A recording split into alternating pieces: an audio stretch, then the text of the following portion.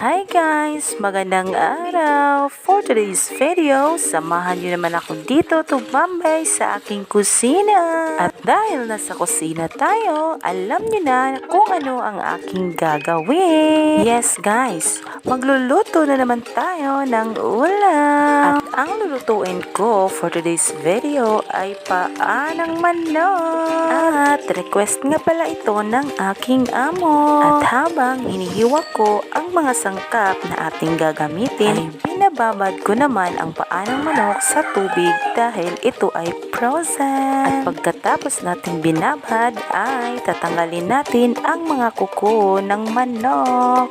Yes guys, tatanggalin natin yan. Baka makain natin pati kuko ng manok. Baka mabulunan pa tayo guys. Mahirap na. Kayo guys, na-try nyo na bang ulamin ang paa ng manok? O di kaya'y relate ka ba na inuulam nyo din ba ito? Masarap ito guys, lalong-lalo na kapag lalagyan natin ng madaming sili, unya pinauga-uga bitaw. Ay nako, ang sarap nito. May isang tawag pa nito sa amin guys.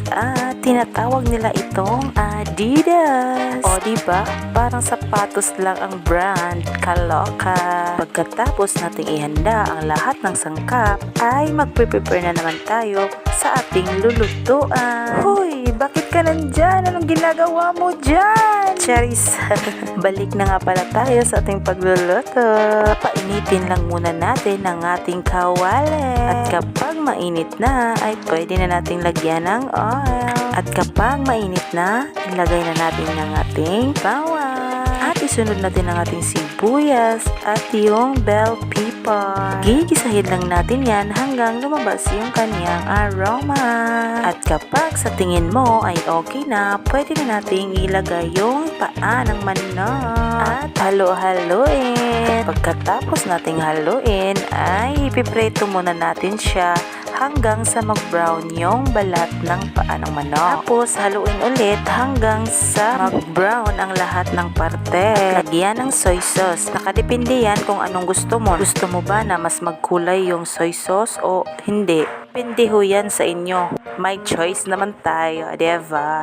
At huwag natin kalimutang lagyan ng tubig. 1/2 cup lang ng tubig. Siyempre, lalagyan natin ng pampalasa. Nakadepende pa rin sa atin kung anong gusto nating ilagay sa ating pampalasa. May choice pa rin tayo. At dito, hahayaan muna natin siya na kumulo ng kumulo hanggang sa lumambot ang paa ng manok at mawala yung tubig. At dito, hindi na natin titigilan ng paghalo, baka masunog. At kung gusto nyo naman na mawala talaga ang tubig, halo-haloin nyo lang hanggang sa mag-satisfy na kayo sa anong gusto nyong luto. Diba? At dito guys, okay na to. Tara, kunin nyo na mga bahaw nyo. Kain tayo!